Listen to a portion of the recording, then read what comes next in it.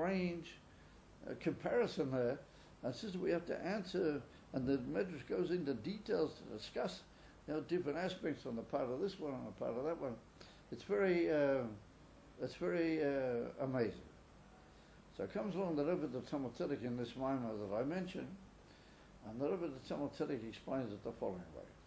And he says that Moshe Rabbeinu, due to his great level, his Nevuah was from Olam HaAtzilas, and the Alter Rebbe brings this in Tanya, in the Geras HaKodesh, was from the lower levels of Atzilas, how they're made into Olam HaBriyah.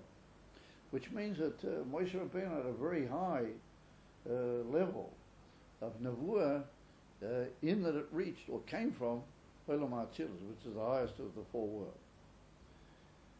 So that was Moshe Rabbeinu's madrega. And then he says that Bilam was also when Bilam gained his Nevuah, they also come from Atzilas. So Bilam was a Goy, a Rosha. How does that work? So the Tzemach Tzedek says a very amazing thing. And this is exactly what we've been learning in our mind. The Tzemach Tzedek says there are two ways that Hashem brings down his influence into the world. One way is through what we call Seder v'Hadroga, through Ishtalshalas, we learned this the other night. Goes down through a whole series of levels, and that's in Kedusha.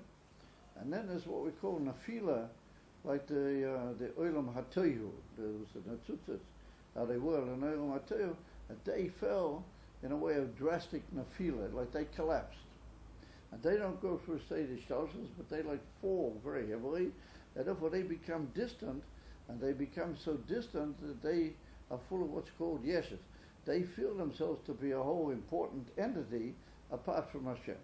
And if we're not careful, we can fall into that, and that's what's called Gaiva. That's why it's brought down that Gaiva and Yeshus are the most,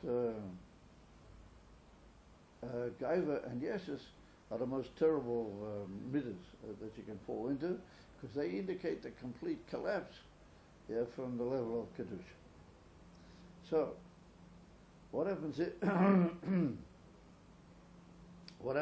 is that Bilam is taken on a very high madrega, but he falls down to the Nefila, like the Nefila, the Netzutzes of Teo, and he becomes into the world, and therefore it's possible for him to be a Yesh, and a Matthias, and even a Balgaiva, even to the point that Rahman and Islam, the Gemara says in Masechta Avodah Zarah and also in Masechta Sanhedrin that Bilam even had relations with his donkey, Rahman and Islam, Ad Kadika.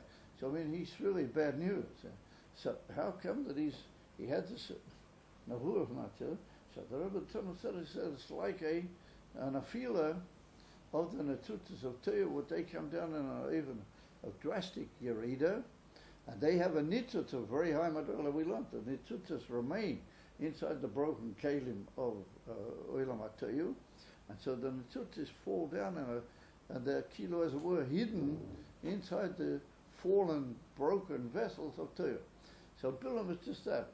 He's a tremendous high madrega which have fallen down, and therefore he's got a certain trace of Atzilus still hidden in him, and therefore he's got this type of Nevuah, but he's fallen completely into evil. Therefore he can be a Yesh, and he's a Balgaiva, and he's the whole...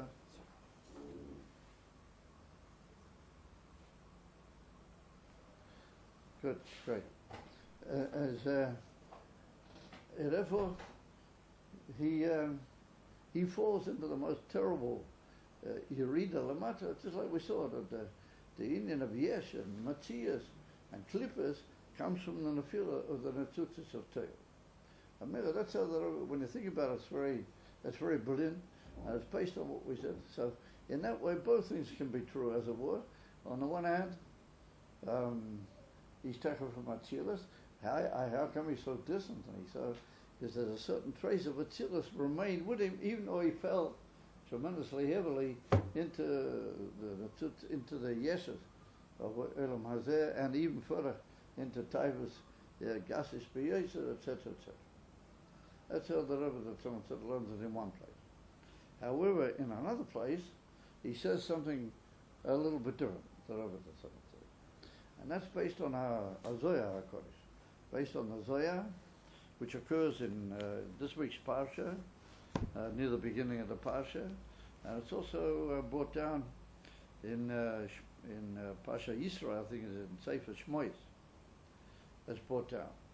Now it's written over there like this: that Moshe Rabbeinu, it brings down the same logic of the Medrash here. The Zohar says a very similar thing. Yisrael loy kom novi k'Moshe, avol b'umas ha'olam kom. The Goyim there was a novi like Moshe, and I said, "Aye, what's it a pshat? How can you say that?" So it says like this.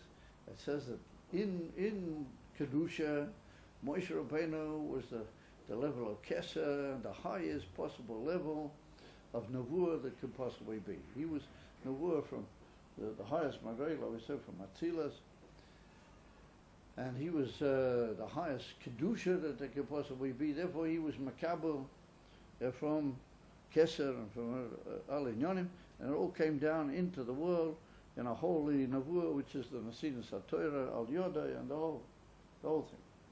No, what does it mean by saying that Bilam, he was the same as Moshe Rabbeinu? All those madregas, how they are in Klippa, well, that's what Bilam had.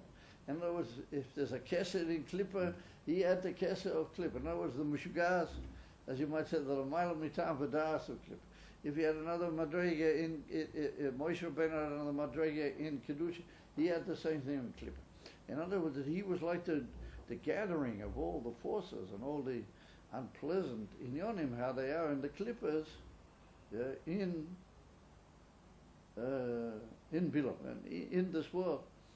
So if we think about that, it follows that not like the first shot we just learned, that he really is from Atzilus, nor he fell. No, he is Tachlis HaKlippas, but he's the Hyper of Kedusha, but he's got all those inyonim, how they exist in Klippa, and Moshe Rabbeinu had them, how they exist in Kedusha, in the highest level. Now that's based on a lashon which occurs from the Alter brings it in Tanya in a few places, and it's brought in many places in Siddas, and this represents to us a new idea, and that's what's called Zeh li umas Zeh also Elokim, that the Eibusha made everything one level parallel to the other, and that means, according to the explanation of Siddas, that whatever Hashem made in Kedusha, he made a parallel thing, but in Klippa, in the Hyper Kedusha, that there should be like an opposite from one to the other. You know, there should be a trial and a challenge. There should be a choice between either that or that. And that's what's called Zer li umaseh also Elokim, which means not that the Madrega, if it's from Atzilus, it's from the Atzilus of Klippa. The Indian how Atzilus could exist in Klippa, as it were, or not from real Atzilus, Choli. And now the Reb Levi Yitzchak Badicheva in his Sefer Kedushas Levi, he says that pshat very clearly, and he's marich in the whole Indian that the Indian of saying that loy kom b'Yisrael avol bumas ha'elam kom k'Moshe doesn't mean chas v'sholom that he was anyway similar to the Madrega of Moshe, but he was like the Lu Maseh, he was like the parallel in Klippa of Moshe Rabbeinu. And everything Moshe Rabbeinu had, he had it over here on the other side in the Tzad HaKlippa. What's the Fiseh, it comes out that it's another idea altogether, that Bilam, not that he started off in Kedusha and he felt which is a way to learn it, but he didn't Melachatchila ever get anywhere near Kedusha. And that's got a certain appropriateness to an expression of the Gemara in the Sexta Sanhedrin, right near the end. But the Gemara says over there that the Klippas and the Sitra Achra, how does the Gemara calls it over there, the Rishoyim, it doesn't use the expression Klippas, that's a Kabbalah expression. It says that the Tzad Ra is like a monkey in front of a man. Kekuf b'fnei Adam. And the Gemara explains that if you look at a monkey, he's got particularly certain, what you might call developed monkeys, they got everything like a mensch's got. They got a face and they got hands and they stand and they scratch. They do everything like a man. They feed themselves with their hands. They do everything like a man. But they're not a man. They're a monkey. That's what the Gemara. Like a man, but you're not a man. Huh? They look like a man. They act like a man, but they're not a man. That's right. That's the same thing. They act like a man. They do, but they're not a man. What is it? What Lefizek is that there's like the how it is in Kedusha, man, and there's the how it is by the monkeys, as it were. It's all the same, but it's the monkey way. It's not. So Bilam, he had it the way the monkeys have it. He has it in the clipper, not how it is. What's he doing with all that?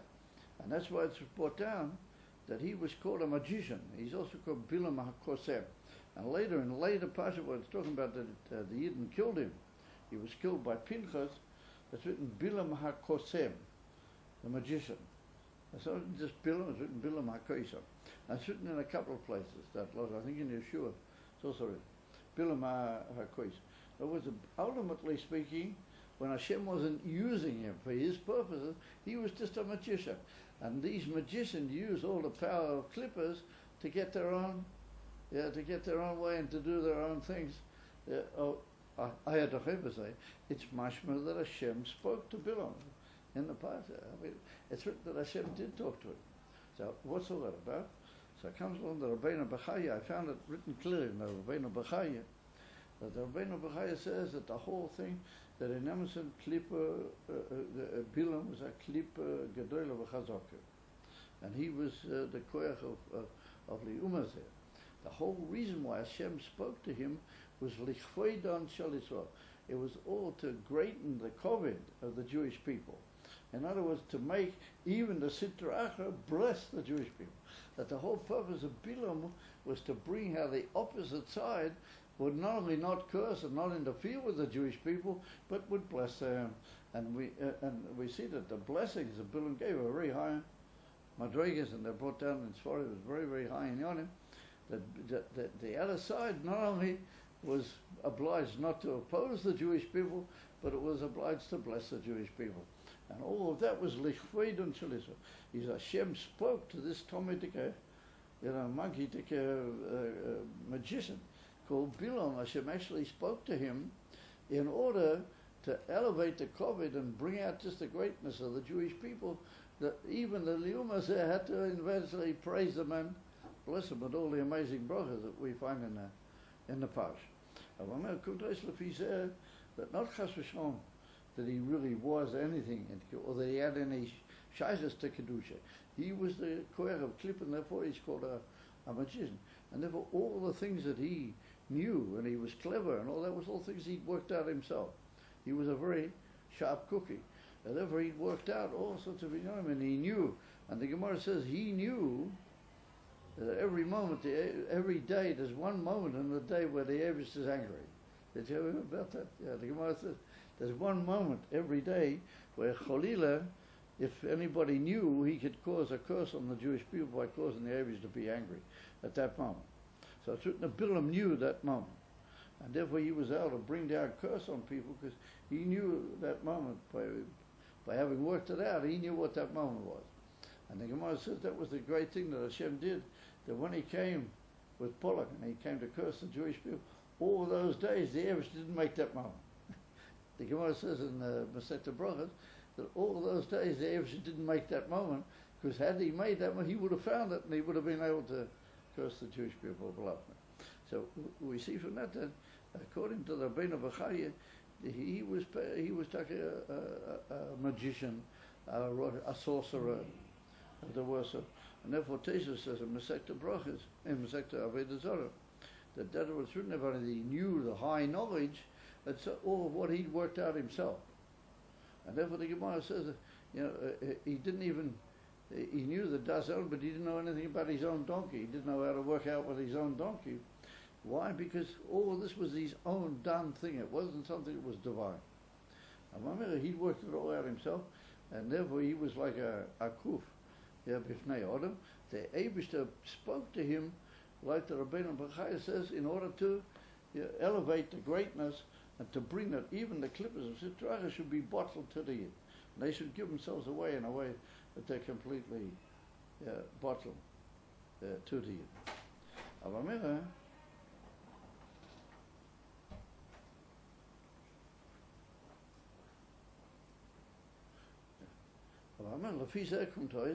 but this is like another view of the whole thing.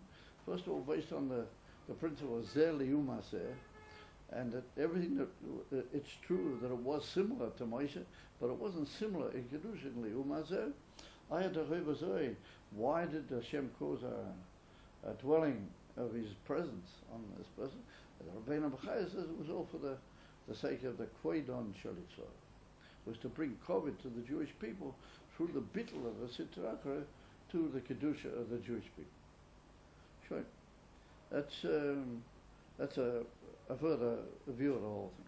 Now, since today was Tesvav B'Tammuz, and it was I know she's getting a bit tired. No, that's my contact lenses. Yes, it's a bit hard for you to hear this, guys. I agree. Rabbi, he has contact lenses. Oh, you have contact lenses? Yeah. Anyway, you should have good contact with all the with Kedusha and with the anyway, today was the yortzeit of the Ur HaChaim HaChodesh. You might have heard the Ur HaChaim. And I met Herschel, what's his name, Schmidt, and he told me he was going up there. He was going to there's thousands of people go up there today. And just on this day, Tesvav B'Tammuz, way back in 41 or 42, when the Nazis were trying to come into Rommel had already got up to North Africa and everything, and he was planning to come into Israel and conquer the whole of Israel. And there was only a few Australians and a few other people that were up there trying to stop him. And all military calculations showed that he was just going to march in here. And of course, you know what they would have done to the Yidden, one in the front. So it's written that on the yortzeit, the Ur HaChaim HaKodesh, Tesvav B'Tammuz, thousands and thousands of people got together and they went up to his grave. On Har HaZeitim, they went up to his grave and they prayed and they shrayed and they begged for Rachman and the whole thing. And there was also a big Rebbe that was alive at that time, the Yatina Rebbe. He's from the Ruzhna. He lived in Tel Aviv. And Rav Landa from Bnei Brak, who was at that time a relatively very common young man, he persuaded the Yatina Rebbe to join everybody and go up to the grave and pray. That's a whole amazing matter. And so from that moment on, miraculously, the few defenders of that front against Rommel began to win, and the whole German advance was driven back in a way that didn't make any sense. It had absolutely no way of explaining how it could have happened. It was just completely miraculous. That's one of them, they called them, you probably heard of the whole story, the Rats of Tobruk. There were a few Australian soldiers inside trenches. They just had 3 or 3 rifles, and they had really nothing that they could have stopped. And they stopped and they drove back this whole German army. After they prayed at the Tzion of the Ur HaChaim HaKodesh on Tesvav B'Tammuz, it's today, Tesvav B'Tammuz. It's one of those famous. That's when the defeat of the Nazi forces in the Middle East began. And that's Tesvav B'Tammuz, that's the yortzeit of the Ur HaChaim HaKodesh. So he's absolutely amazing. So the Ur HaChaim HaKodesh, he also deals with this matter, and I just want to give over to Ina a little bit according to what he says. And he says also that you can't really say that HaKadosh Baruch Hu actually put all of his Kedusha on a goy Tomei like Bilam.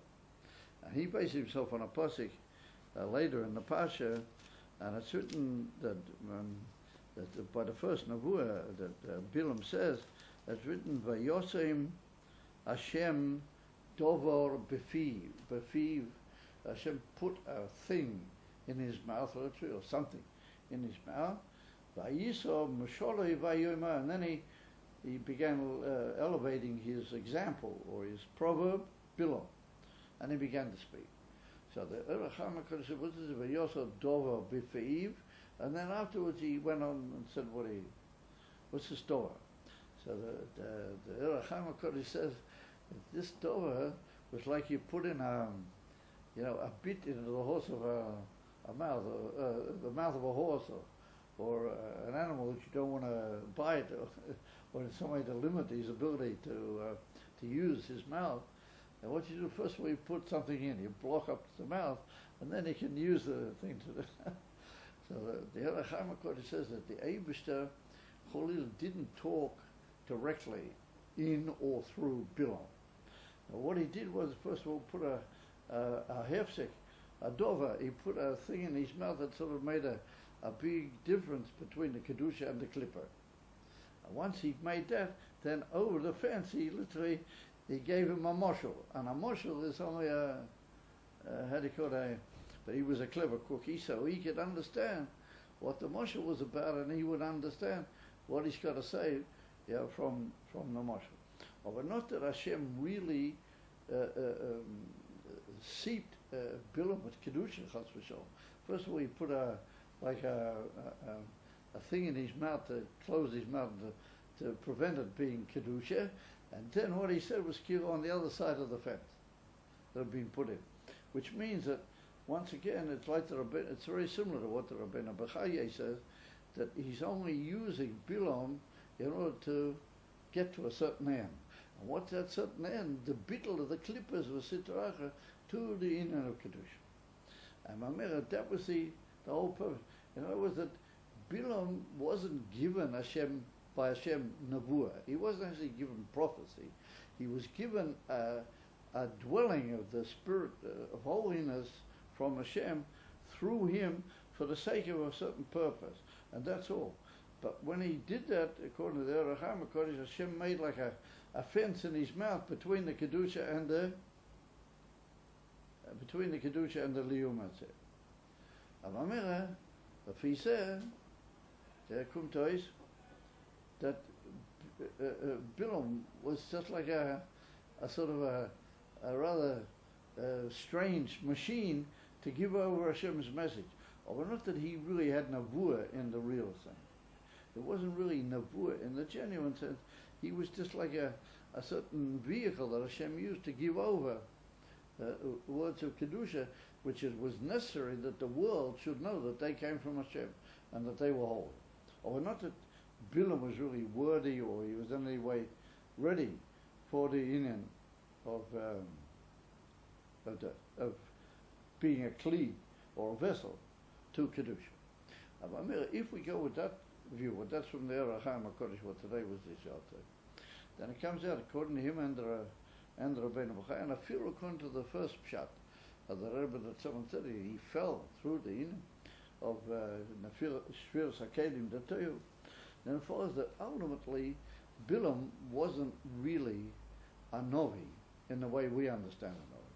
Because the way we understand a Novi is that Hashem entered the life of that person in a very real way, and in Shara Yichud V'Amunah at the end of Perek Beis, the Alter Rebbe says that Hashem actually entered the speech of the Novi and spoke through the speech of the Novi, but that was really the voice of Hashem directly.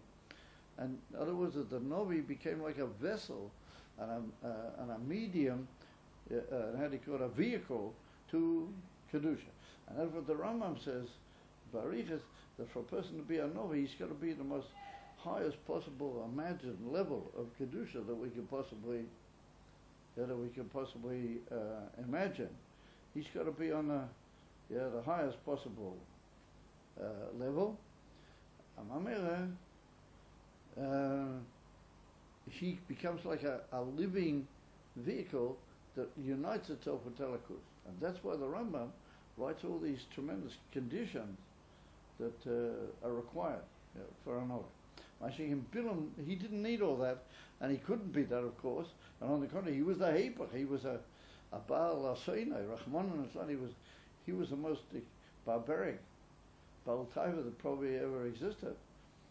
And yet, nonetheless, Hashem used him as a way first of all, like Rashi says, of giving the Goyim a taina, answering their alibi, they did have something, because at least Hashem gave over His word through this person, albeit not in a united way, but He gave over. And secondly, like the Rabbeinu Bechaya says, in order to elevate the COVID of the Yidden, in the sense that the clippers became bottled, and they were, as it were, a medium for giving over the divine message, brachas, to the Jewish people instead of klal. And that's what's written in Sefer Dvarim, Vayafeich Hashem Elokecha Lecho es haklala livrocha, that Hashem reversed the whole inner of the klala into blessing, because Bilam wanted to curse them. And the Gemara says that every time Hashem spoke to him, he was really trying to make it into a curse. But Hashem forced him, as it were, to say out the other way, which indicates that he wasn't really a vessel. He chas v'sholem, and he wasn't really a vehicle chas v'sholem for the Nubuah. He was just a necessity that Hashem saw that should pass into the world. Ramel Lefizeh comes out, it's a very new idea of what was really the whole in of Bilam. Not that he was a real Novi. He was just a vehicle that Hashem used, because he was famous by the Goyim for his own cleverness and sorcery that he had made. And therefore, when he's killed by the Yidden and Pasha Pinchas, it's written that he's called the magician, Bilam HaKoseh. Amir Lefizeh comes out then that the whole purpose was that Hashem wanted, after Matan Torah, and before the Yidden went into Eretz Yisrael, that Hashem wanted that there should be this absolute bittul of the clippers altogether. And that Yidden should know that if they only go in the way of Moshe Rabbeinu, and they go with the derech that Moshe Rabbeinu shows them, and they, even though they're in the midbar and they're so vulnerable and they're so, but if they just put their trust in Hashem, then they're going to come through it all. There's nothing to be concerned about. Then everything will become bottled, and everything will, as it were, assist the Yidden. And so, if it's like that in the Klal, we can understand that an individual can also learn from that. That despite the fact that he may be in what appears to be a wilderness, but if he devotes himself to Torah and mitzvahs, and to Moshe Rabbeinu's instruction, and to the knowledge that Moshe Rabbeinu is the genuine Novi, he's the genuine leader, then you don't know what to do. The clippers they will even bless you. They'll even come to the ball game in a way that they'll have no choice. And they'll be forced, and like Rashi later on uses the expression, like a bit in the mouth of a horse, you pull him and he has to follow and do what you say. Well, that's very similar to what the Orach Chaim Kodesh said, but it's slightly different. And Lefizeh, it comes out that I just want to mention near the end of that passage I quoted at the beginning from the Tzemach Tzedek. Oh, no, I'm sorry, it's maybe from the second passage. The Rebbe of Tzemach Tzedek says that in every generation there's a Bilam. And he says even more. He says that what happens is that when Bilam gets together all of his koiches at a clipper, or he falls down according to the first shot, he's nefel b'madrega, then he becomes a model. He becomes the koich of Amalek. And therefore he says, if you look at the word Bilam, apart from the base, then the first three letters, Amalek has got four letters. Ayin Mem Lamed Kuf. Right? Ayin Mem Lamed Kuf, that's Amalek. Bilam has got Ayin Lamed Mem of Amalek. Get him? And the base, maybe the base is referring to the brachas that eventually gave to the Yidden. And Balak, yeah, he's got the Kuf. Because Beit Lamed is anyway, they're in Bilam. Together. But the Kuf is in Balak. If you join them together, you got Amalek. So he said to Rebbe Tzemach Tzedek. But that's why these people were very careful to say Balak Bilam, because if you just when you join them together, then you get the ultimate koach of the clipper. And that's what Balak, he was a big magician. He saw that if he could join up with Bilam and get Bilam to do what he wanted, then they would form the koach of Amalek, and they would be the biggest power to fight the Kedusha. And what is Amalek? Amalek's whole thing is to cool you off from Kiddush. Amalek's in as a kol chobadere. He cools you off. You know, Sent the water. yeah, it's all very interesting, but don't get too excited, you know.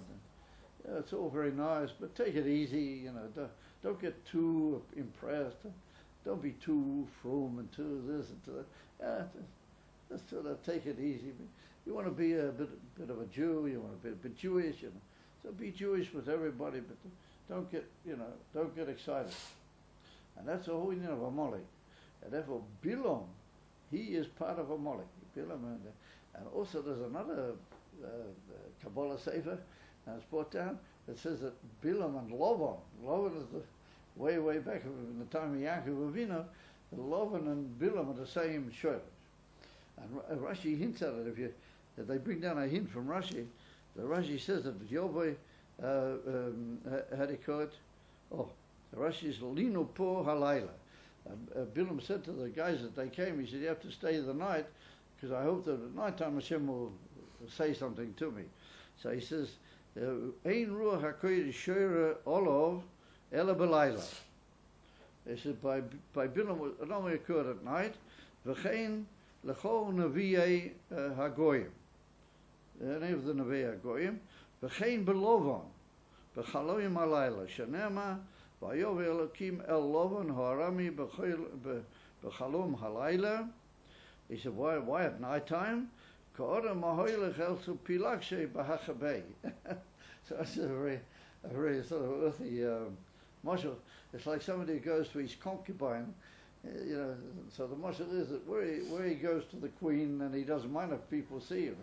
That's his queen. They see him going, but if they see him going to a concubine, that's very poor. So therefore he does it at night time when the servants of the palace are not around.